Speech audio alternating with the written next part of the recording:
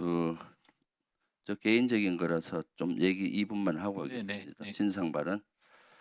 조금 전에 앞에 있는 한보우 의원님께서 대수장 대변인처럼 말씀하셔서 제가 그 회원 여부를 확인을 했었습니다.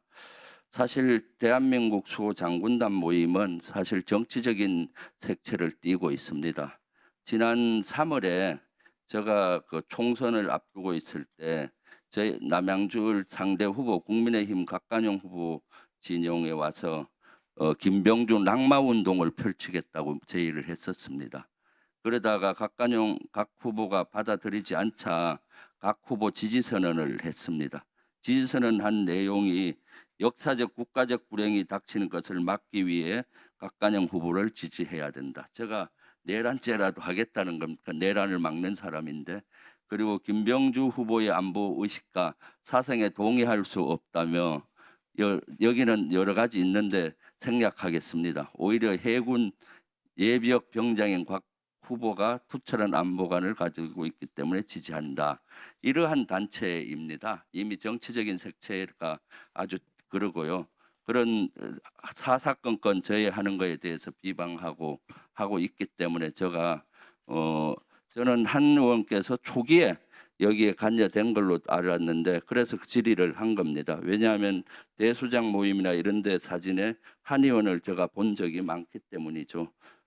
그래서 사실 대한민국 수호장군단 모임은 지금 내란에 관련된 것도 지금 내란으로 규정을 못하고 있는 것 같아요. 오히려 옹호하는 것 같고. 그래서 사실 예비역 선배들이 있어서 제가 대수장을 지금까지는 언급을 안 했는데 이러한 모욕을 당하고도 대수장은 하여튼 총선에서 정치적인 중립을 지키지도 않으면서 상대 같은 장군 출신을 떨어뜨리기 위해서 상대 후보를 이렇게 하는 말도 안 되는 이런 짓거리를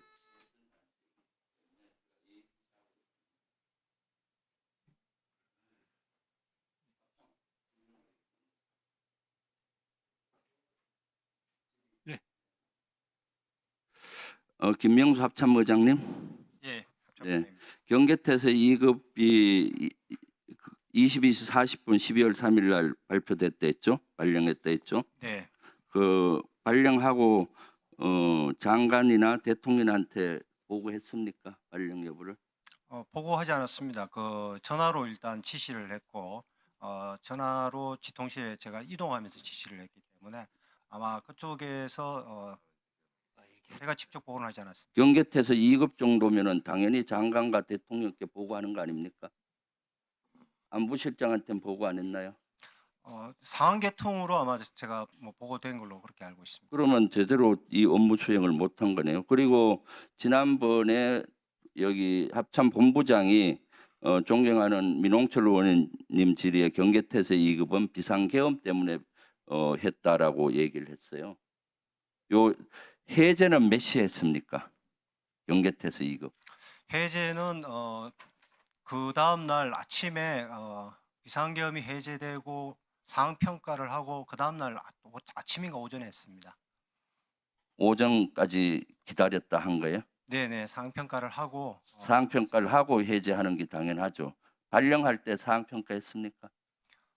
상황 평가 안 했습니다. 왜 발령은 더 중요한데 해제는 사항 평가를 하고 실제 발령할 땐 사항 평가도 안 하고 이렇게 정군의 경계태세 2급 실탄을 주고 이렇게 한 거죠.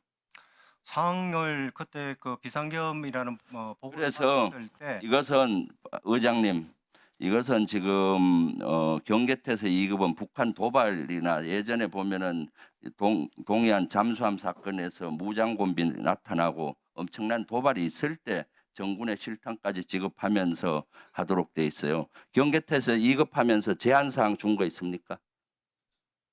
조치보호를 검토하게 돼 있습니다. 조치보호 검토하는데 그 중에 제한사항도 주잖아요. 제한사항 어떤 걸 왜냐하면 조치보호대로 하면 모든 실탄들 다 까서 그 휴대해야 되고 목진지도 점령하고 전부 해야 되면 너무 우리 실생활에 불편을 주죠 국민들의. 그러니까 그래서 그 제한사항을 조치 주잖아요. 목록 중에서 시행해야 될 것을 선정해서 단편 명령으로 다시 내려갑니다.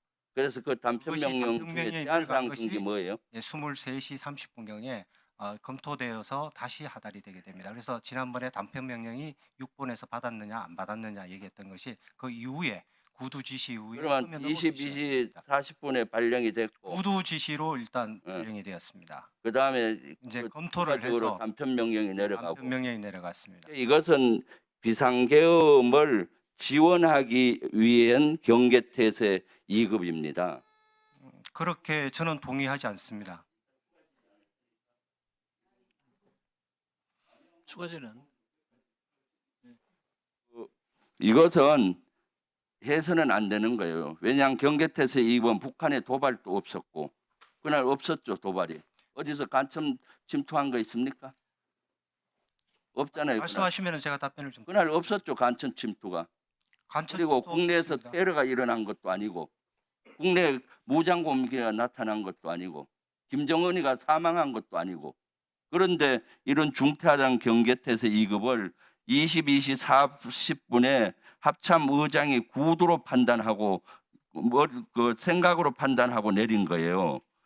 이것은 사실은 이미 22시 40분이면 윤석열 저는 내란 수계로 부르고 싶은데 그 당시 윤석열 대통령이 이미 왜 비상계엄을 하는지 쫙 얘기를 했어요. 반국가 세력을 척결하기 위해서 뭐 어떻고. 그럼 우리 민주당 의원들이 나 또 이런 사람이 반국가 세력이고 간첩이기 때문에 이 사람들을 척결하기 위해 경계태세 2급을 한 겁니다.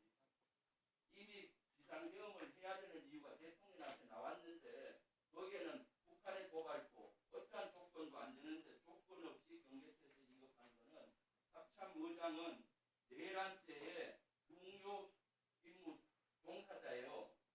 이것은 수사로 해야 된다고 저는 봅니다. 조건도 안 되는데 엄청난 정군을 경계태세 2급한다는 건 말도 안 되는 거예요. 그래서 사실 이것이 비상계엄이 해제가 안 됐으면은 그 다음날 정군이 행정기관이라든가 사법기관에 장갑차 걸고 출동할 수 있는 여건을 다 만들어 놓은 거죠. 이상입니다. 예, 답변 드려도 되겠습니까? 네, 예변에만 할 필요도 없어요. 충분히 얘기했습니다.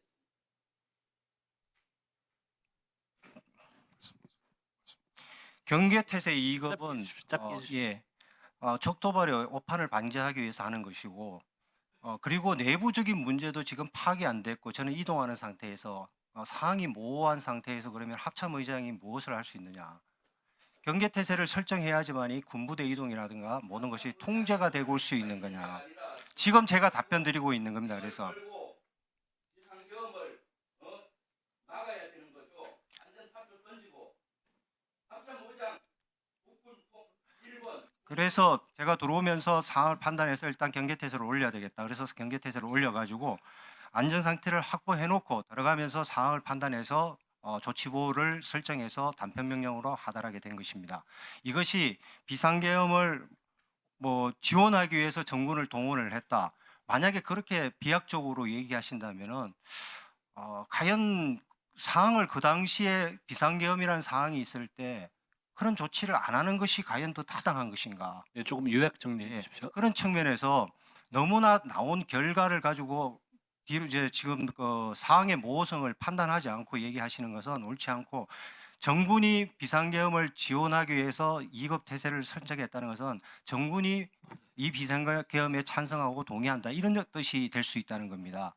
제가 볼 때는 그런 말씀을 하시는 것은 굉장히 지나치고 제가 받아들일 때는 굉장히 유감스럽게 생각합니다. 이상합니다. 본부장, 의장의 참모는 비상계엄 때문에 경계태세 2급했다고 여기에서 증언을 했어요. 경계태세 2급이 합참의장은 얼마나 중차대하고 큰 건지 모르세요? 위원장님 국방장관 직무대행으로서 관련해서 드릴 말씀 있는데 시간 주시면 제가 한 말씀 드리겠습니다. 경계태세 2급 발령과 관련해서 김병조 의원님께서 간단하게 설명 들어보시죠. 네, 네, 알겠습니다. 이따 해주십시오. 자, 백혜련 의원님 질의해 주십시오.